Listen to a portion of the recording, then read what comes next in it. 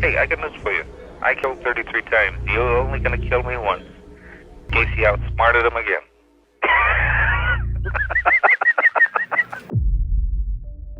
साल 1978 तक गेसी का घर लाशों से भर गया था और उसने बॉडीज को डिस्पोज करने का नया तरीका ढूंढा। अब वो उन बॉडीज को डेस्प्लेन रिवर के इंटरस्टेट ब्रिज से फेंकने लगा।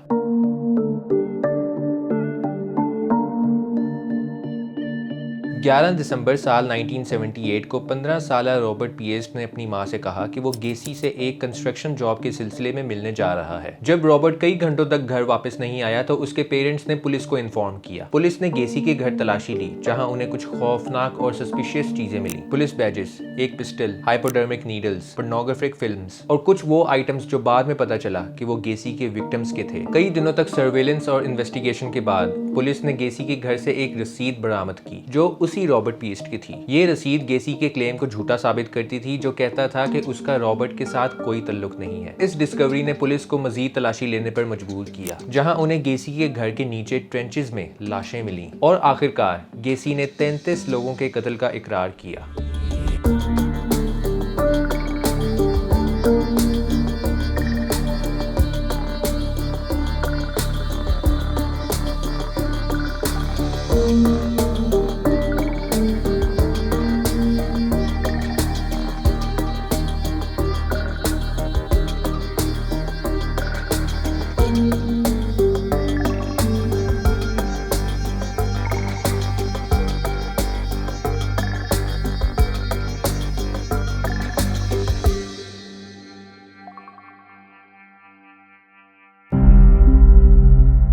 वो साल 1968 था जब जॉन वेन गेसी के ऊपर एक नौजवान लड़के पर सेक्सुअल असॉल्ट का इल्जाम लगा। गेसी ने पुरजोर इनकार किया और कुछ लोगों ने उस पर यकीन कर लिया। अपने इस झूठ को मजबूत करने के लिए उसने अपने एक एम्प्लॉय से बोला कि वो उस विक्टिम पर हमला करे ताकि वो गवाही ना दे सके, मगर ये प्लान नाकाम रहा और उसकी बदौलत गेसी को 10 साल की सजा सुनाई गई। उसकी बीवी ने गेसी से डाइवोर्स ली और बच्चों की कस्टडी भी हासिल कर ली। जेल में गेसी ने अपने आप को एक आइडियल प्रिजनर साबित किया और साल 1970 में सिर्फ 18 माह बाद उसे पैरोल पर रिहा कर दिया गया। लेकिन उसके कुछ ही अरसे बाद एक और नौजवान ने उस पर इल्जाम लगाया कि गेसी ने उसको अपने घर बुला के सेक्सुअल असॉल्ट की कोशिश की, मगर जब ट्रायल हुआ तो वो विक्टिम कोर्ट में पेश नहीं हुआ और इसी वजह से गेसी एक बार फिर बच गया। रिहा होने के बाद अपनी मां की फाइनेंशियल मदद से गेसी ने नॉरवुड पार्क इलिनॉय में एक घर खरीदा, 8213 वेस्ट समरडेल एवेन्यू, और ये वही जगह थी जहां पर गेसी के तमाम फ्यूचर मर्डर्स हुए।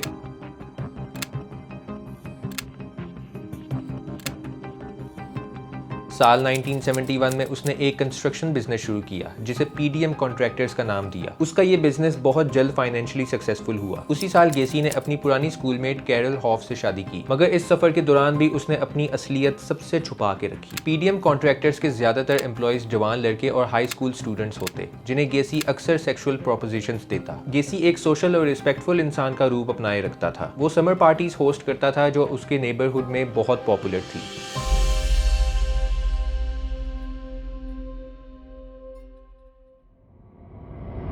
Right. The first of the 33.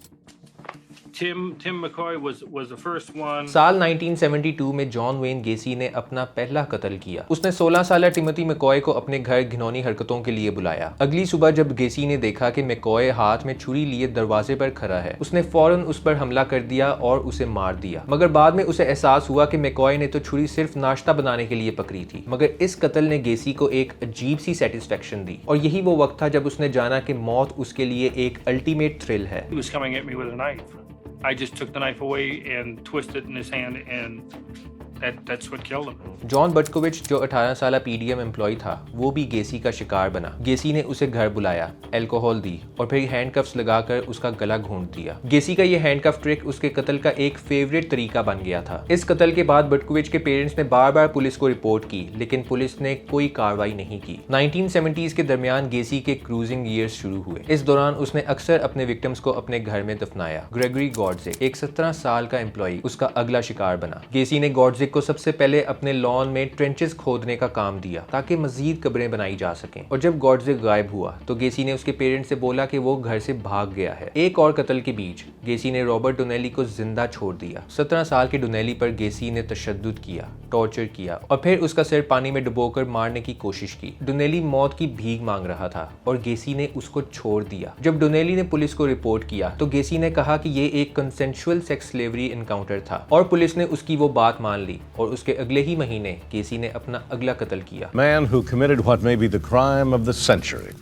His name is John Wayne Gacy, convicted of killing 33 innocent people and destroying hundreds of lives. 17 मार्च साल 1942 को शिकागो में पैदा होने वाला जॉन वेन गेसी एक मासूम और सीधा साधा बच्चा था, मगर उसकी जिंदगी के अंधेरे बचपन से ही शुरू हो गए थे। उसका वालिद एक वर्ल्ड वॉर 1 वेटरन और ऑटो रिपेयर मशीनिस्ट अपने गुस्से और अल्कोहल के नशे में गेसी और उसकी 2 बहनों को रेजर स्ट्रैप से मारता रहता, अपने बच्चे को बेवकूफ कहकर उसे मुसलसल नीचा दिखाता। गेसी को अपने वालिद की तरफ से कभी इज्जत और प्यार नहीं मिला और यही नफरत उसके जहन में एक गहरा असर छोड़ गई। बचपन में ही गेसी के साथ सेक्सुअल असॉल्ट किया गया जब उसी के एक फैमिली फ्रेंड ने उसे मोलेस्ट किया। इसके अलावा एक दूसरे वाक़े में गेसी और उसके दोस्त पर इल्जाम लगा कि उन्होंने एक लड़की को सेक्सुअली फॉन्डल किया। ये सारी चीजें गेसी के अंदर जुल्म और नफरत को मजीद बढ़ाती गई। एक सिकली और ओवरवेट बच्चा होने की वजह से गेसी ना खेल कूद में हिस्सा ले सका, ना दूसरों के साथ बॉन्ड बना सका। उसके कंजेनिटल हार्ट कंडीशन को उसके वालिद उसका एक और फेलियर समझते थे और इस एलियनेशन ने उसको सोसाइटी से बहुत दूर कर दिया था। और अंदर ही अंदर गेसी ने अपनी सेक्सुअल अट्रैक्शन और जेंडर आइडेंटिटी के कॉन्फ्लिक्ट्स का सामना किया। लेकिन अपने हार्डशिप्स के बावजूद गेसी ने नॉर्थ वेस्टर्न बिजनेस कॉलेज से ग्रेजुएशन की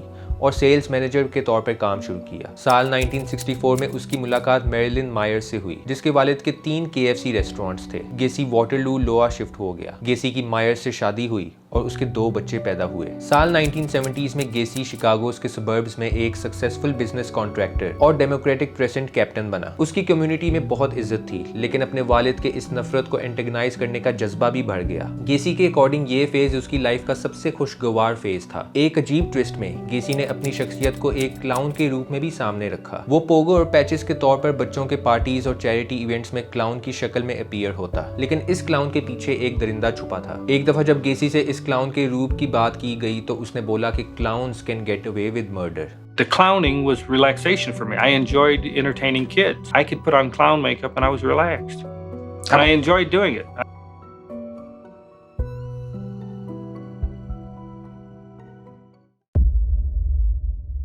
साल 1979 में जॉन वेन गेसी के अरेस्ट के चंद महीने बाद उसके घर को कंप्लीटली डिसमेंटल कर दिया गया ताकि मजीद एविडेंस मिल सके। अगले साल ये घर और तमाम स्ट्रक्चर्स को डिमोलिश कर दिया गया और एक नए घर की तामीर हुई। एक डेमोलिशन वर्कर ने कहा कि if the devil was alive he lived here। 6 फरवरी साल 1980 को गेसी का ट्रायल शुरू हुआ। गेसी ने क्राइम्स का इकरार तो किया, मगर आर्ग्यूमेंट ये था कि वो इंसेन है और मेंटल फैसिलिटी में भेज दिया जाए।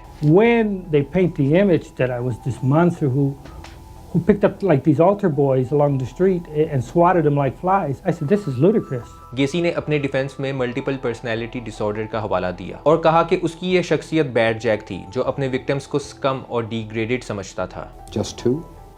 That's all I know about। मगर प्रोसिक्यूशन ने आर्ग्यू किया कि गेसी कंप्लीटली सेन और हाजिर दिमाग था क्योंकि उसने वो मर्डर्स करने के लिए बहुत ही कैलकुलेटेड स्टेप्स लिए। 12 मार्च साल 1980 को सिर्फ चंद घंटों बाद ज्यूरी ने गेसी को 33 मर्डर्स पर गिल्टी करार दिया और इसी तरह गेसी का नाम दुनिया के सबसे रूथलेस सीरियल किलर्स में शामिल हो गया था। 14 साल तक गेसी मेनर्ड करेक्शनल सेंटर में बंद रहा, जहां उसने सेंटेंस को अपील किया और इंटरव्यूज में अपने बयान्स को कॉन्ट्रडिक्ट किया।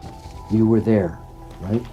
Not during the crime, but I was there afterwards and I watched the removal of the body। Maynard में गेसी ने पेंटिंग्स का शौक अपनाया, खासकर क्लाउन्स की तस्वीर, जहां पोगो द क्लाउन की तस्वीरें दिखाई गईं। अक्टूबर साल 1993 में जब यूएस सुप्रीम कोर्ट ने जॉन वेन गेसी का फाइनल अपील सुनने से इनकार किया तो उसकी एग्जीक्यूशन डेट 10 मई साल 1994 रखी गई और उसकी मौत से पहले गेसी ने बोला कि उसकी डेथ विक्टिम्स की फैमिली को कोई तसल्ली नहीं देगी और स्टेट को उसके कत्ल का जिम्मेदार करार दिया। उसके आखिरी लफ्ज थे किस माई एस। और उसके बाद जॉन वेन गेसी को एक लीथल इंजेक्शन के जरिए मौत दी गई। गेसी के अरेस्ट के बाद भी शक रहा कि उसने मजीद लोगों का कत्ल किया होगा जिनकी लाशें अब तक नहीं मिली। साल 1978 में उसके घर से मिलने वाली 8 बॉडीज को पहचाना नहीं जा सका और फिर जुलाई 2017 में कुक काउंटी अथॉरिटीज ने डीएनए एविडेंस के जरिए एक अनआइडेंटिफाइड विक्टिम को जेम्स बायरन हैकनसन के तौर पर आइडेंटिफाई किया जो पीछे साल 1976 से मिसिंग था। अक्टूबर 2021 में एक और विक्टिम को फ्रांसिस वेन अलेक्जेंडर के तौर पर पहचाना गया और वो शख्स भी साल 1976 में गायब हुआ।